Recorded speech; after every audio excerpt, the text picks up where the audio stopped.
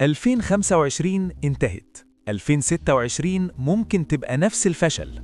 2026 ممكن تبقى السنة اللي كل حاجة فيها تتغير، أو ممكن تبقى السنة اللي ولا حاجة تتغير.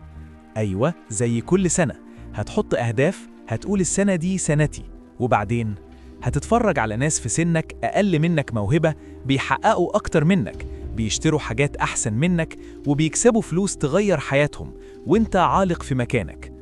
طب إيه الفرق اللي هيحدد شكل 2026 بالنسبة لك؟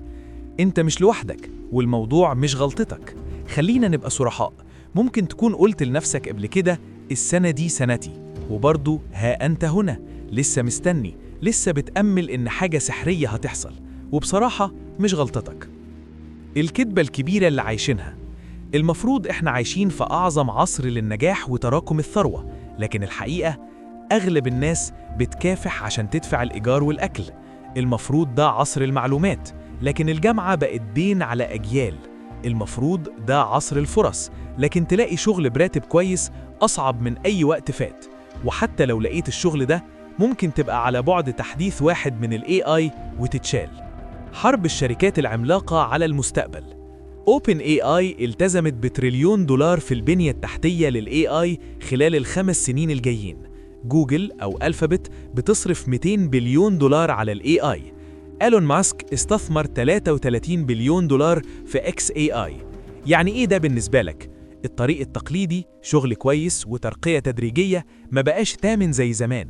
قبل 20 سنة ده كان أأمن طريق، لكن دلوقتي في عصر ال AI الأمان الوظيفي بقى أخطر رهان ممكن تاخده. ليه؟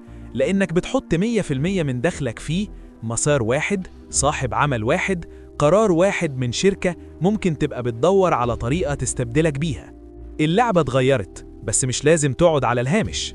الأخبار الحلوة، انت مش مضطر تستنى وتتفرج، انت ممكن تستفيد من ال AI بنفسك. ممكن ما تعرفش، بس دلوقتي في آلاف الناس العاديين بيكسبوا فلوس أونلاين بأبسط نموذج بيزنس شفته في حياتي.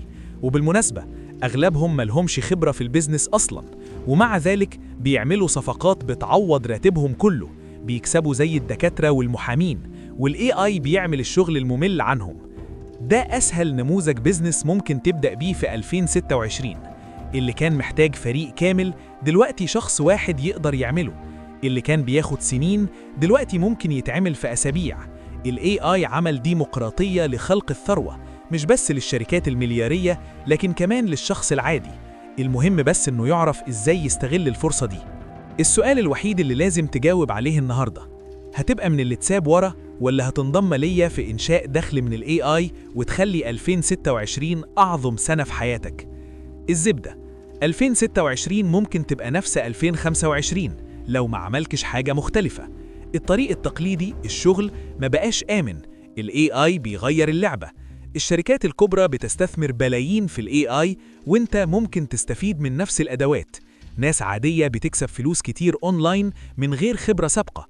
ال AI عمل ديمقراطية للثروة، المهم تعرف إزاي تستخدمه. سؤال مهم النهاردة، لو 2026 كانت آخر سنة ليك تغير حياتك، هتعمل إيه مختلف عن كل السنين اللي فاتت؟ اكتب في الكومنتات إيه الخطوة الأولى اللي هتاخدها السنة دي، وافتكر اللي ما بيتحركش بيتساب ورا. ولو عايز تعرف أكتر عن إزاي تبدأ بيزنس أونلاين بالAI، اكتب جاهز في الكومنتات وهبعت لك الخطوات.